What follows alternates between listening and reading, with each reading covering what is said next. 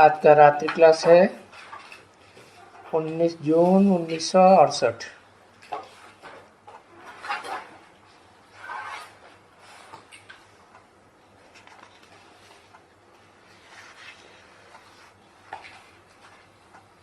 ये तो बच्चे समझ है, बच्चे भी समझते हैं कि हम बेहद बाप के बच्चे हैं।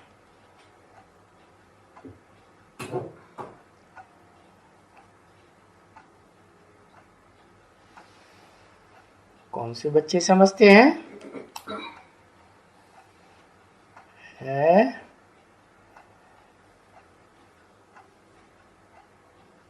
जो आत्मिक स्टेज में रहने वाले बच्चे हैं वो समझते हैं कि हम बेहद के बाप के बच्चे हैं। आत्मिक स्टेज में रहने वाले हैं तो एक बेहद के बाप के बच्चे हैं कि दो बेहद के बाप के बच्चे हैं?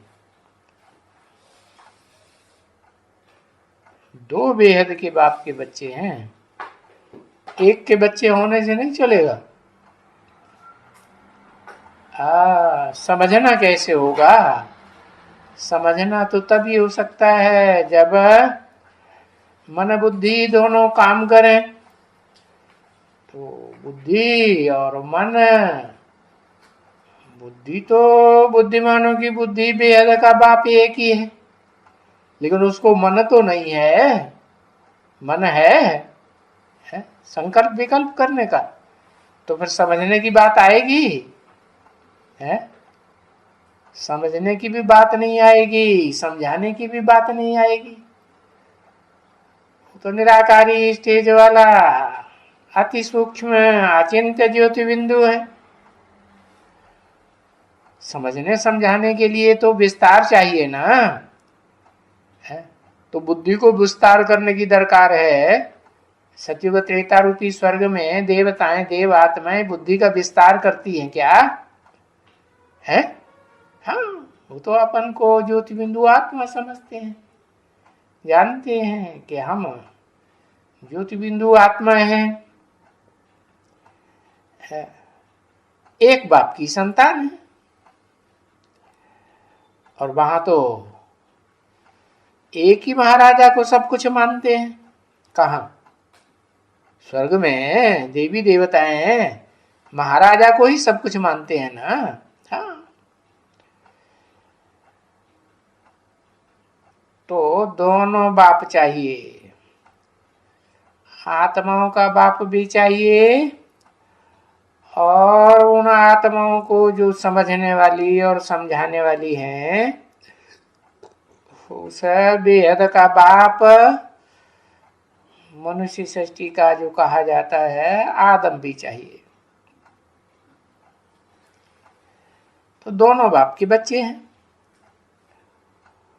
और बाप भी समझते हैं बेहद बाप बच्चों के बच्चे।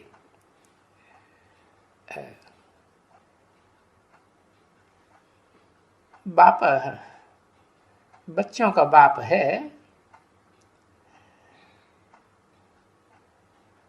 और ये भी जानते हैं कि इन बच्चों को गोल्डन एज में ले जाना है। कौन से बच्चों को? जो आत्मिक स्टेज में रहने का पुरुषार्थ करते हैं। बच्चे भी जानते हैं कि हमको गोल्डन एज में जाना है।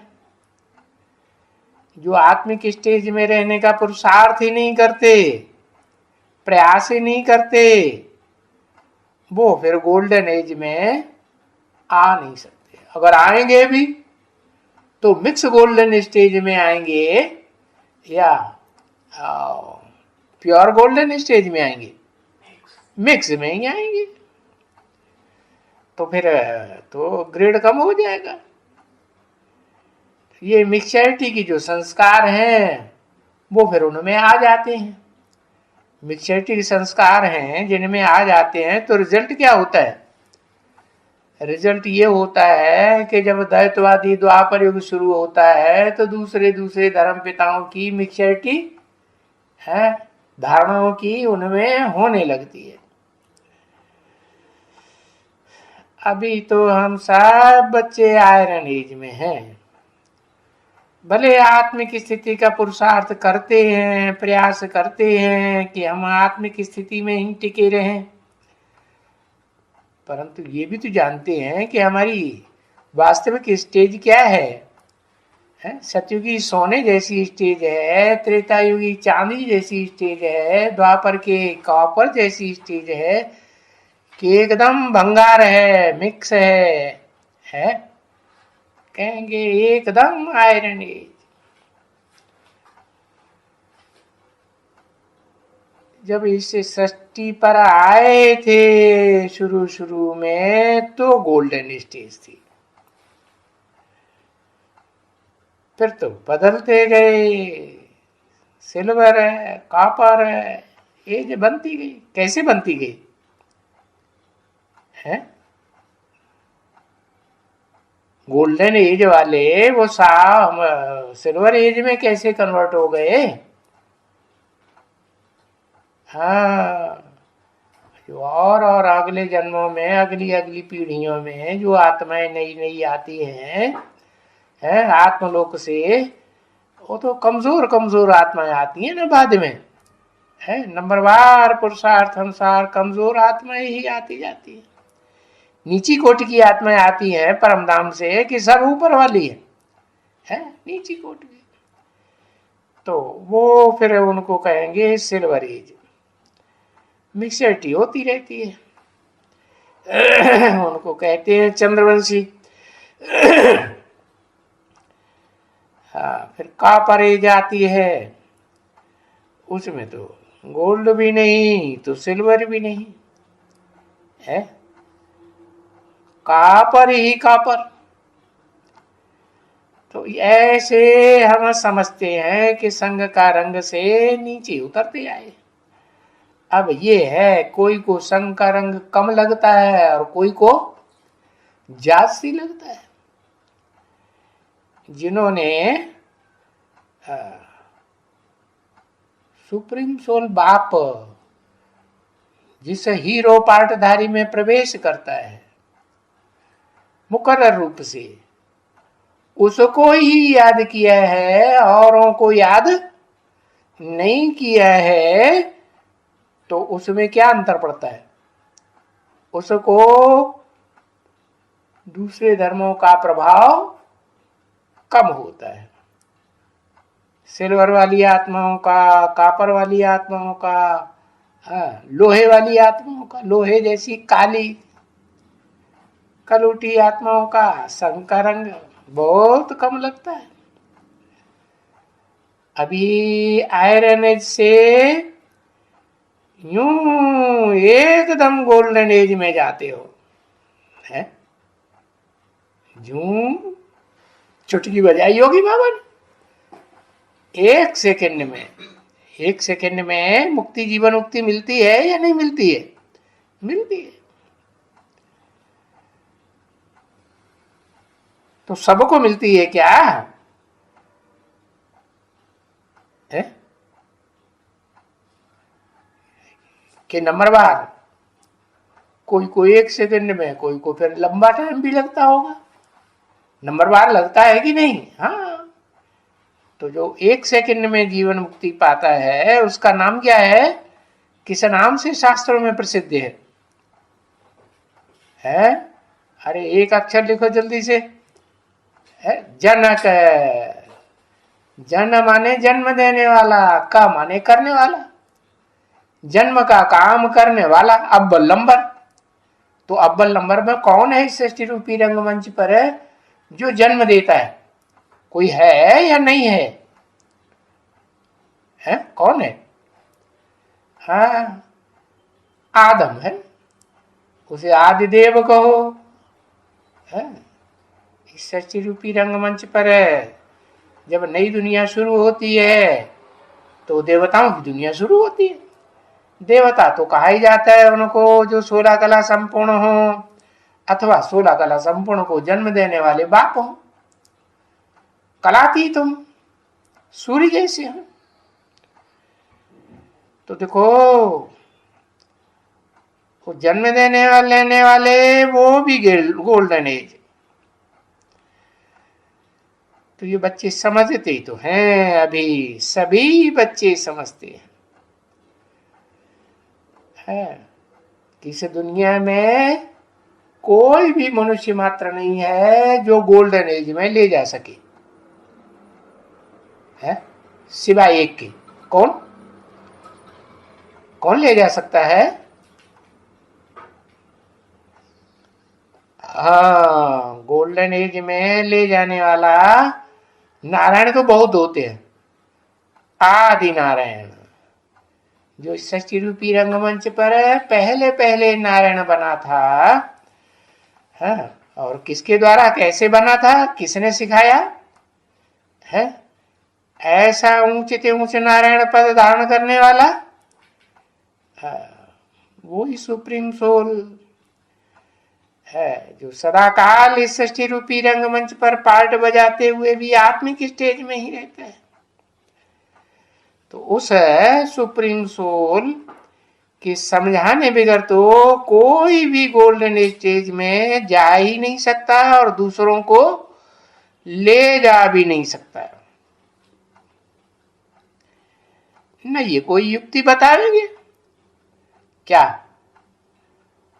कोई भी युक्ति जानता ही नहीं है कि वो क्या कहते हैं, आयरन एज से गोल्डन एज में कैसे ले जाया जा सकता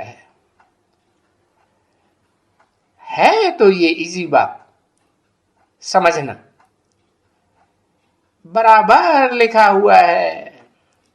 देखो जो दुनिया का पहला पहला धर्म ग्रंथ है ना, उसमें लिखा हुआ है ना, मन मना भव मामेकम याद करो, मेरे मन में समा जा, मुझे एक को याद कर, मध्याजी भव, मेरे लिए सारा कर्म कर। परंतु किसने आकर के ये बताया है? क्या आदम ने बताया है? आदम ने तो नहीं बताया मन मना भव माम एकम याद करो। तो देखो माम एकम जो याद करो जो कहने वाला है वो कौन सी आत्मा है? सुप्रीम सोल है। तो वो सुप्रीम सोल जब मुकर्रर रथ में आता है आदम के, तो वो कहता है कि मुझे याद करो है? और मुझे एक को ही याद करो। अब ये कैसे पता चले कि सुप्रीम सोल तो ज्योति बिंदु, उसे ओ बिंदु बिंदु सभी आत्माएं हैं, तो पता कैसे चलेगा? तो बताते हैं, मैं मुकर्रर रथ में प्रवेश करता हूं ना, तो जिस मुकर्रर रथ हीरो पार्टधारी में प्रवेश करता हूं उसमें आए करके पढ़ाया। क्या पढ़ाया? मन मना भव मध्याजी भव माम एकम याद करो। तो ये है तो पढ़ाई जरूर। और दुनिया के मनुष्य चाहे वो कितने ही ऊंचे से ऊंचे ग्रेट फादर्स धर्म पिताएं रहे हों, ये पढ़ाई तो कोई और पढ़ा ही नहीं सकता उन मनुष्य गुरुओं की पढ़ाई में। और ये सुप्रीम सोल बाप जो आत्माओं का बाप है, इसे की पढ़ाई में रात दिन का फर्क है। क्या और क्या कहेंगे? सिर्फ रात दिन का कि नीचे ऊपर का भी? जमीन आसमान का फर्क है। अरे वो तो समझते हैं, क्रिश्चियंस भी तो समझते हैं ना। कृष्ण लॉर्ड था नई दुनिया में, गोल्डन एज में कृष्ण का राज्य था। अब बाप कहते हैं वो कृष्ण, वो कोई बाप थोड़ा ही है। अगर कृष्ण बाप होता तो उसकी यादगार मंदिरों में बच्चे के रूप में क्यों दिखाया जाता? जो भी कृष्ण के मंदिर हैं, चाहे देश में हो चाहे विदेश में बने हुए हो, क्योंकि विदेशों में भी तो भारतवासी पहुंचे हैं ना। हाँ, तो वो कृष्ण के जो भी मंदिर बनाते हैं उसमें बच्चा रूप रखते हैं या बड़ा रूप रखते हैं? है? सगीर रूप रखते हैं क्या? नहीं। तो देखो, कृष्ण को बाप तो कहा ही नहीं जा सकता, बाप तो बड़ा होता है। और टीचर भी नहीं कह सकते, क्योंकि टीच करने के लिए तो समझदार चाहिए। खुद समझदार होगा तो औरों को भी समझदार बना सकेगा। तो गुरु भी नहीं कह सकते, क्योंकि गुरु तो वो कहा जाता है जो सबसे भारी हो, वजनी हो, जिसके वजन का माप और कोई में न हो, और वो होना भी चाहिए साकार। कहते भी हैं, सुंदर मिला कर दिया जब सदगुरु मिला दलाल। तो गुरु भी तब कह सकते हैं जब टीच भी करे, है, सदगति भी करे। और यहां तो बाप कहते हैं कि मैं बाप भी हूं, टीचर भी हूं, सदगुरु भी हूं। अब दुनिया में कोई ने कृष्ण को तो फादर नहीं कहा ना।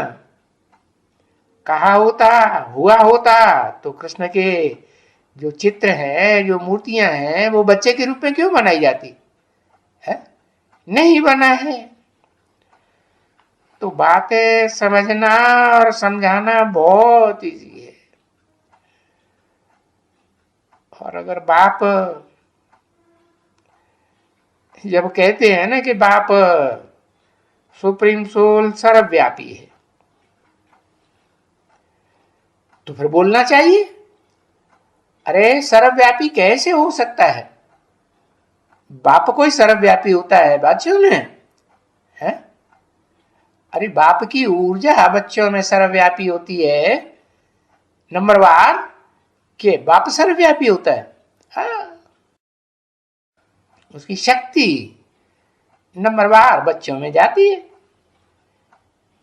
तो ये तो हो नहीं सकता कि एक बाप सब बच्चों में सर्वव्यापी हो। अरे फादर तो फादर भी है, और फादर का काम है जन्म देना। आदि में जन्म देता है और फिर बच्चों को बाद में वर्षा भी देता है। तो जरूर वर्षा कहो, इनहेरिटेंस कहो, वो देंगे ना। हाँ, अगर देंगे भी तो ऊंच से ऊंच बाप है तो कौन सा इनहेरिटेंस, कौन सा वर्षा देंगे? ऐसा ऊंच से ऊंच वर्षा देंगे जो दुनिया के कोई भी लौकिक बाप नहीं दे सके हो।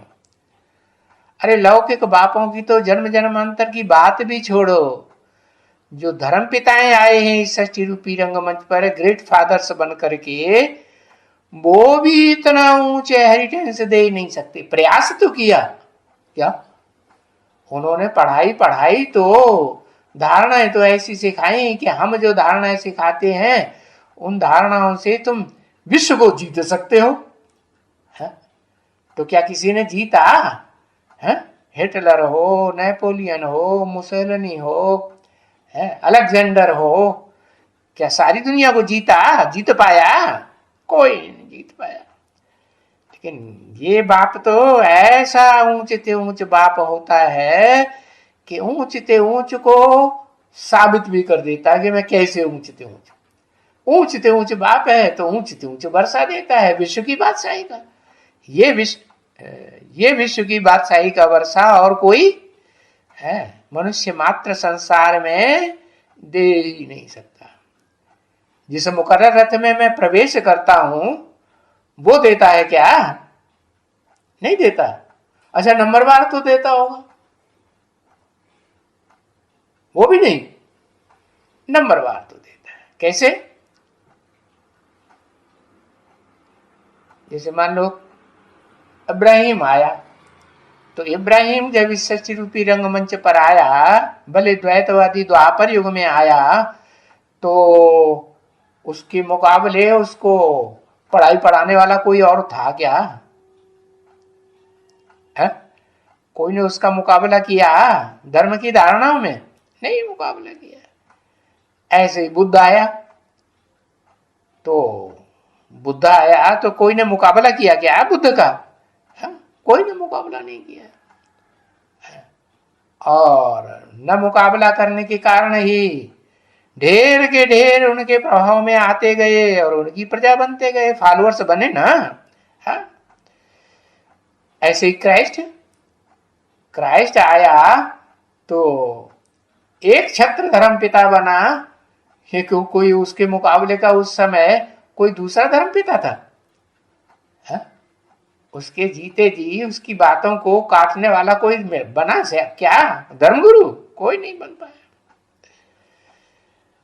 तो इनहेरिटेंस ऊंचते ऊंच तो देने वाला एक ही आत्माओं का बाप, निराकार आत्माओं का बाप, निराकारी बाप है। बाकी फिर जो निराकारी स्टेज धारण करते हैं नंबरवार पुरुषार्थ अनुसार, वो भी उस विश्व की बादशाही को प्राप्त करते हैं, लेकिन नंबरवार प्राप्त करते हैं, एक जैसा तो नहीं प्राप्त कर सकते। तो बाप है, बड़ी फादर है, वो टीचर भी है और सदगुरु भी है। तो जो टीचर है उसको सर्वव्यापी कैसे कहेंगे? फिर टीच करने की दरकार है? अगर सब स्टूडेंट्स में व्यापक है टीचर, तो फिर स्टूडेंट्स को पढ़ाने की दरकार है? दरकार ही नहीं। गुरु को भी नहीं कह सकते हैं कि वो सर्वव्यापी है। पर तो जितने भी शिष्य होंगे, जितने भी चेले चपाटे होंगे, उनमें सब में व्यापक हुआ, फिर किसी की सदगति करने की दरकार रहेगी? दरकार ही नहीं रहेगी। तो देखो, न टीचर सर्वव्यापी, न सदगुरु सर्वव्यापी, ये तो झूठी बात कह दी। बाकी हाँ ये है कि बाप, टीचर और सदगुरु सभी को सुख देते हैं। बाप अपने बच्चों को सुख देता है, टीचर अपने स्टूडेंट्स को सुख देता है पढ़ाई पढ़ा के, और सदगुरु सदगति करके सुख देता है। अब जो भी नंबरवार टीचर्स हैं या गुरु हैं वो पढ़ाते तो है ना। तो ये हो सकता है कि सबको तो एक जैसा नहीं पढ़ाया जा सकता। होता है ऐसा? सब एक जैसा पढ़ेंगे? स्टूडेंट तो नंबरवार होते हैं स्कूल में, कॉलेज में भी है, तो पढ़ा ही नहीं सकते एक जैसा। हाँ, जो बाप है वो तो सबको एक जैसा पढ़ाते हैं। दुनिया में तो टीचर्स होते हैं वो तो फिर भी ट्यूशन पढ़ाते हैं स्पेशली जाकर के किसी को, लेकिन ये बाप किसी को अलग से बैठ करके एक दो को चार को ट्यूशन पढ़ाते हैं क्या? स्पेशल नहीं पढ़ाते हैं। हाँ, तो वो तो सबको एक जैसी पढ़ाई पढ़ाते हैं, परंतु पढ़ने वाले हैं नंबरवार, और वो राजयोग की विद्या सीखते हैं नंबरवार पुरुषार्थ अनुसार, जिस योग में राज भरा हुआ है। ऐसे रहस्य की बात और कोई तो बता भी नहीं सकता। इसलिए तो गीता में लिखा हुआ है, याद गुह्यतरम ज्ञानम, गुह्यते गुह्य ज्ञान सिखाता हूं, राज समझाता हूं। किनको? बच्चों को। जिन बच्चों ने आत्मिक स्टेज में रहने का पुरुषार्थ किया है उनको कला पहले भी पढ़ाया था, और जब पढ़ाया था तब वो सत्य युग के मालिक बने थे। है? कि त्रेता युग का, द्वापर युग का मालिक बनाया था? नहीं, सत्य सत्य तो एक ही होता है या अनेक होते हैं? सत्य तो एक ही होता है। तो कौन है एक सत्य है? एक सत्य तो एक बाप ही है। तो जो शिव बाबा कहा जाता है, वो शिव बाबा जो सत्य है, आदि नारायण भी रचना है या रचयिता है? रचना में रचयिता के मुकाबले कुछ कमती पावर होगी, कमती सच्चाई होगी या बराबर होगी? कमती सच्चाई होती। तो जो सत्य युग का मालिक बनाते हैं वो तो एक ही बाप है, एक ही आत्मा सुप्रीम सोल है। जो सतयुग का मालिक बनाने के लिए सच्चा सच्चा रास्ता बताते हैं, और सच्चे रास्ते को जो अव्वल नंबर में ग्रहण करता है तो उसको कहते हैं सतयुग का मालिक, सारी दुनिया का मालिक और बाप का भी मालिक है। जो आत्माओं का बाप सुप्रीम सोल है वो भी कहते हैं मेरे मालिक है। अरे उसको आके मालिक बनाते हैं कि नहीं? अपना बाप अपने बच्चे को मालिक बनाते हैं कि नहीं? हाँ, सारा मालिक बच्चे को सौंपते। ओम शांति।